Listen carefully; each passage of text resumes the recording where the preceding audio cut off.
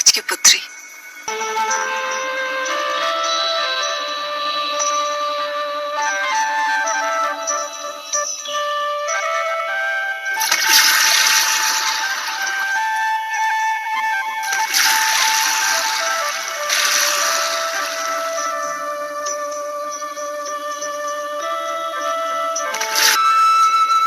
तट आ गया।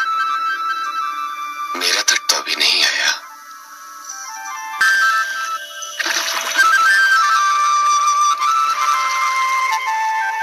मैं सुने बिना क्यों समझूं? तुम्हारे सौंदर्य और उसकी सुगंध ने मेरा मन मोह लिया है सत्यवती। मैं तुमसे विवाह करना चाहता हूं।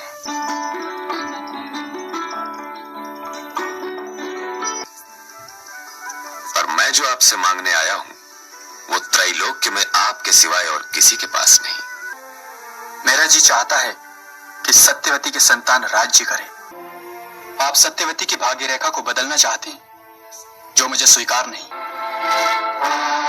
क्योंकि भरत वंश का शांतनु किसी एक का अधिकार छीनकर दूसरे को सौंपने का न्याय नहीं कर सकता।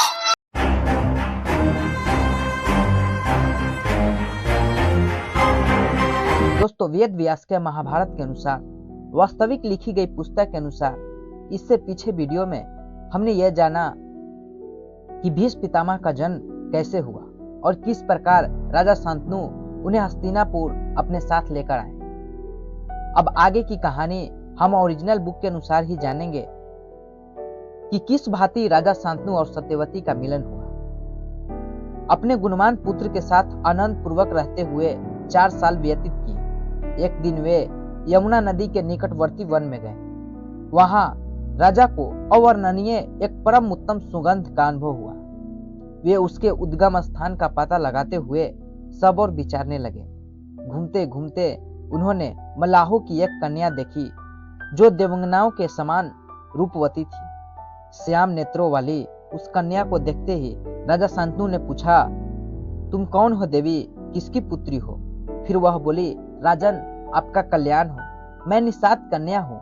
राजा ने उस कन्या के पिता से पूछा, मैं अपने लिए तुम्हारी कन्या चाहता हूँ। निषाद ने शांतनु को उत्तर दिया, राजन, जब इसका जन्म हुआ तब से यह सोच रहा हूँ इसका किसी श्रेष्ठ वर्ग के साथ ही विवाह करना चाहिए, किंतु मेरे हृदय में एक अभिलाषा है, उसे सुन लीजिए। यदि इस कन्या को धर्म पत्नी बनाने के लिए मुझसे मांग रहे हैं, सत्य को सामने रखकर मेरी इच्छा पूर्ण करने की प्रतिज्ञा कीजिए, क्योंकि आप सत्यवादी हैं। मैं इस कन्या को एक शर्त के साथ आपकी सेवा में दूंगा।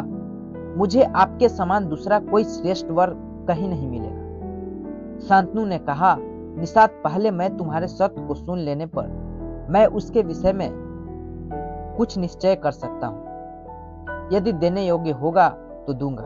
निषाद बोला, इसके गर्भ से जो पुत्र उत्पन्न होगा आपके बाद उसका ही राजा के पद पर अभिषेक किया जाए, अन्य किसी राजकुमार का नहीं। राजा शांतनु प्रचंड कामग्री से जल रहे थे, तो भी उनके मन में निषाद को वह वर देने की इच्छा नहीं हुई। राजा शांतनु निषाद कन्या की चिंतन करते हुए उस समय हस्तिनापुर को लौट गए। धन्यवाद।